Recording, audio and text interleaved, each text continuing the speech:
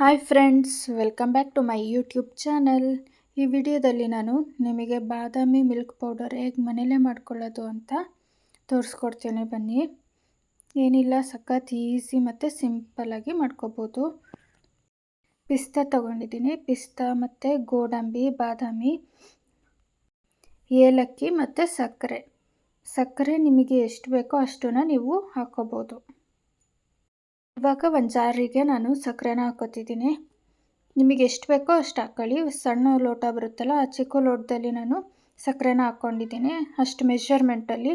ಮತ್ತು ಪಿಸ್ತಾ ಹಾಕ್ಕೊಂಡಿದ್ದೀನಿ, ಮತ್ತು ಗೋಡಂಬಿ ಮತ್ತು ಬಾದಾಮಿನ ಆ್ಯಡ್ ಮಾಡಿಕೊಂಡು ಏಲಕ್ಕಿನ ಸ್ವಲ್ಪ ಹಾಗೆ ಬಿಡಿಸ್ಬಿಟ್ಟು ಅದರೊಳಗೆ ಹಾಕ್ಕೊಂಡಿದ್ದೀನಿ. ಬೇಕು ಅಂದರೆ ನೀವು ಅದನ್ನು ಪೌಡರ್ ಬೇಕಾದರೂ ಮಾಡ್ಕೊಂಡು ಹಾಕ್ಕೋಬೋದು.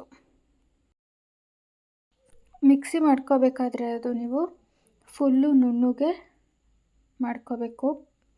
ಪೌಡರು ಕ್ಲೀನಾಗಿ ನುರ್ಕೋಬೇಕು. ಅಲ್ಲಿವರೆಗೂ ನೀವು ಕ್ಲೀನಾಗಿ ಮಿಕ್ಸಿ ಮಾಡ್ಕೋಬೇಕು. ಅದರೊಳಗೆ ಸ್ವಲ್ಪ ಮೆಷರ್ಮೆಂಟ್ ಜಾಸ್ತಿ ಇದೆ ಅಂದರೆ ನೀವು ಒಂದು ಬೇರೆ ಇದಕ್ಕೆ ಮಿಕ್ಸ್ ಮಾಡಿಕೊಂಡು ಹಾಕ್ಕೋಬೋದು. ನೋಡಿ, ಈ ಥರ ಆಗಿದೆ. ಇವಾಗ ಕ್ಲೀನಾಗಿ ಪೌಡರ್ ಆಗಿದೆ. ಅದು ಬೇಕು ಅಂದರೆ ನೀವು ಇನ್ನೂ ನುಣ್ಣಗಾಗಬೇಕು ಅಂದರೆ ಇನ್ನೊಂಚೂರು ನುಣ್ಣಗೆ ಮಾಡ್ಕೋಬೋದು. ನನಗೆ ಅದು ಮೆಷರ್ಮೆಂಟ್ ಸ್ವಲ್ಪ ಜಾಸ್ತಿ ಅನ್ನಿಸ್ತು.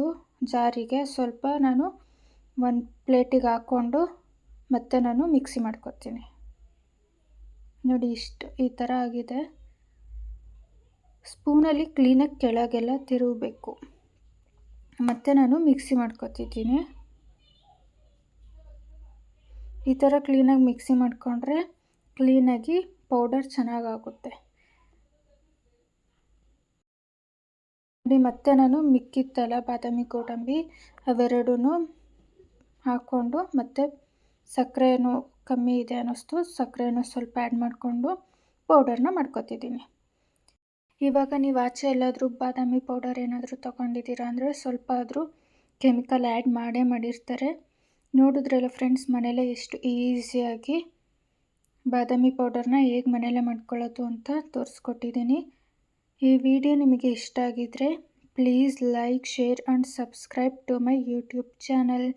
Thank you.